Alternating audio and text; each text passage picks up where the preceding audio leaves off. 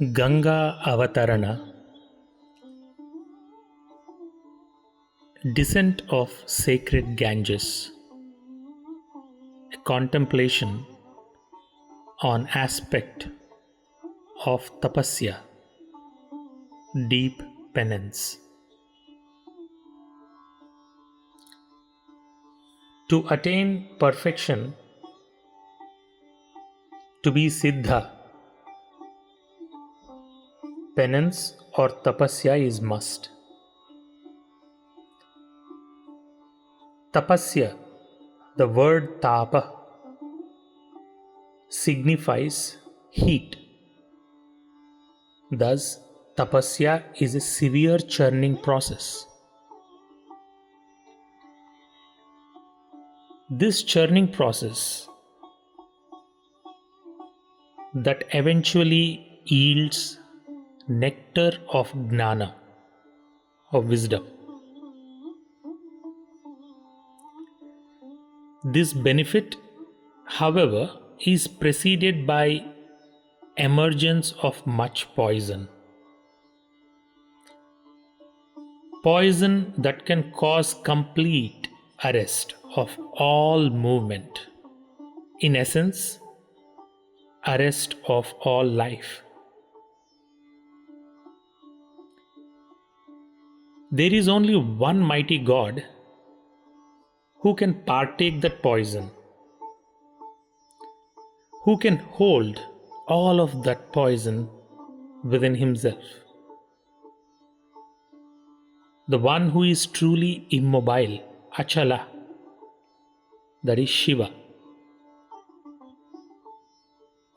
His ability to absorb the poison comes from his ability for impeccable tapasya. So if you see him, he is always in the poise of penance, completely absorbed into samadhi. So in order to achieve his grace, penance must be done. Episode of Gangavatarana, the descent of celestial and sacred river Ganges, Ganga, helps us to contemplate on this aspect. Celestial Ganga is embodiment of unsullied Jnana, wisdom.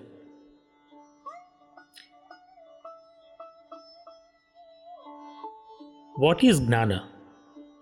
That which can liberate us from our bondage. That is Jnana.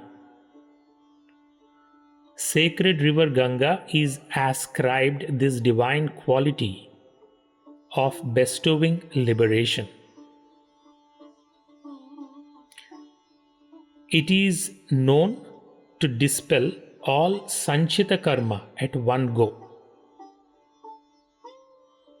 Sanchita karma meaning the karma that we have accumulated over all lifetimes.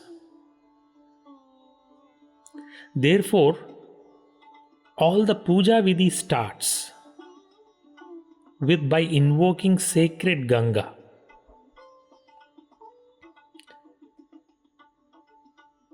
We chant Gange cha Yamune chaiva Godavari Saraswati Narmade Sindhu Kaveri Jalesmin Sannidhim Kuru. Thus we invoke the presence of all sacred rivers. In this invocation too, Ganga is the foremost river. That which can liberate us from all cannot be easily attained. That is what the story of Bhagiratha's endeavor to bring down the sacred Ganges from celestial realms highlights.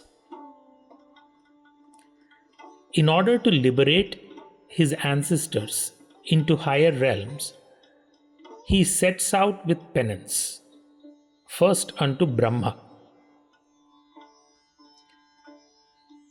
Valmiki in Ramayana provides superb visual of the nature of his penance. No, it's not being done on the comfort of yoga mat in an air-conditioned room. Let's look at the words that Valmiki uses to describe his tapas. Urdha Bahu. He lifts his both hands upwards to the sky and continues his penance. Yogis know very well the potency of this posture or the mudra. Panchatapa. He surrounds himself on 4 sides with Agnihotra, fire. And as the 5th mighty fire, he is gazing at Surya, the sun himself. Masaharo. Eating only once in a month. Remember, all intense tapasya gives very little room for any sort of consumption. Jitendriyaha.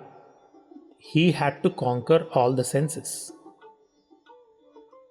Valmiki says, thus Bhagiratha had to do tapasya for unknown number of years. He describes this as Ghora tapas. When Brahma finally appears, he figures out Bhagiratha's penance for Ganga is a very complex one. He says if Ganga descends with her unstoppable force, she will dismantle everything. Everything will get wiped off. He then says there is only one mighty God who can curtail her force. That is Shiva. To appease Shiva, King Bhagiratha performs twofold penance. Valmiki describes the posture of the tapas again. This time, Bhagiratha had to stand on just one thumb of the leg and did his tapasya. Finally, Shiva appears.